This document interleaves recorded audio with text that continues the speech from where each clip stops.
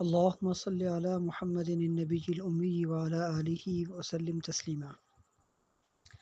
آج کی تیسری حدیث ہے من یحرم الرفق یحرم الخیر کلہ۔ نبی علیہ السلام کا ارشاد ہے، جو شخص نرمی سے محروم رکھا گیا وہ بھلائی سے محروم رکھا گیا۔ اچھا، بعض روایات میں یہ کلہ کا لفظ نہیں ہے اور بعض روایات میں یہ کلہ کا لفظ ہے، ٹھیک ہے۔ تو جب کلہ کا لفظ ہے جس روایت میں، تو اس اعتبار سے حدیث کا مطلب یہ ہوگا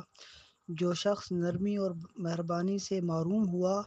تو گویا کہ وہ تمام ہی بھلائیوں سے معروم ہو گیا۔ اس حدیث میں مدعا یہ ہے کہ آدمی نرمی اور مہربانی اختیار کرے اور ایک دوسرے کے ساتھ ہمدردی کرے، کیونکہ انسان کی ضروریات کو پورا کرنے والی ذات اللہ کی ہے اور اللہ پاک کو نرمی پسند ہے۔ تو جب جو شخص نرمی اختیار کرتا ہے اور اسی کے ساتھ اللہ پاک سے سوال کرتا ہے تو ایسے شخص کو اللہ پاک زیادہ عطا فرماتے ہیں اس شخص کے مقابلے میں جو اپنے مقاصد کے حصول کے لیے سختی کا معاملہ کرتا ہو۔ دوسری چیز اس میں یہ سمجھ لیں، جس آدمی میں نرمی ہوگی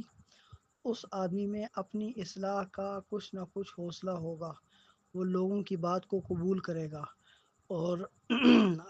اپنے آپ میں تبدیلی لانے کی کوشش کرے گا۔ جس آدمی میں نرمی نہیں ہوگی، سختی ہوگی، تو اس میں اپنی اصلاح نہیں ہوگی، ایک چیز۔ دوسری چیز، بسا اوقات انسان جانتا ہے کہ سامنے والا غلطی کر رہا ہے،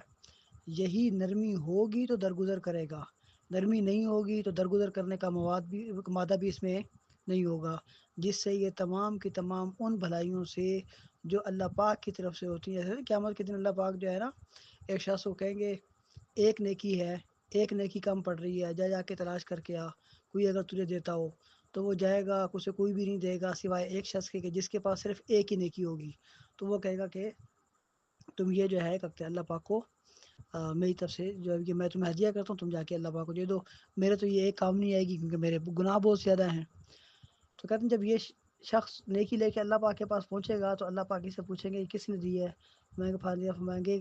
مجھ سے بڑا رحیم کوئی بھی نہیں ہے، مجھ سے بڑا مہربان کوئی بھی نہیں ہے، اگر اس نے تم پہ یہ مہربانی کی ہے تو پھر میری مہربانی یہ ہے کہ تم اکیلے جنت میں نہیں جاؤ گے، اسے بھی ساتھ لے کے جاؤ گے۔ تو اللہ پاک جو ہے